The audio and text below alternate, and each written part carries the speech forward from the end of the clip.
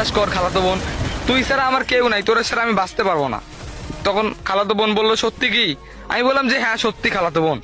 তখন খালাতো বোন বললো তাহলে তুই আমার মারে বল।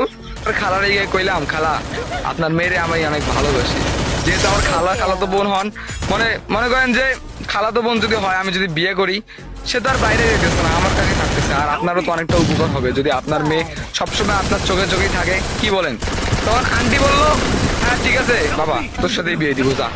ওরে ভাই, খালাতো বোনের মাও রাজি, মানে আমার মায়ের খালা, না না না আমার খালা রাজি। তো এখন আমি বললাম আমার মারে যে মা আমি খালাতো বোনরে অনেক ভালোবাসি, তারই বিয়ে করতে চাই। আমার মাও রাজি। উফ, সেই যাই হোক, এত সুন্দর একটা কাহিনী আজকে আমি স্বপ্নে দেখছিলাম, কিন্তু বাস্তবে আমার একটা খালাও নাই, আর খালাতো বোন তো দূরের কথা, কোনো মামাতো বোনও নাই।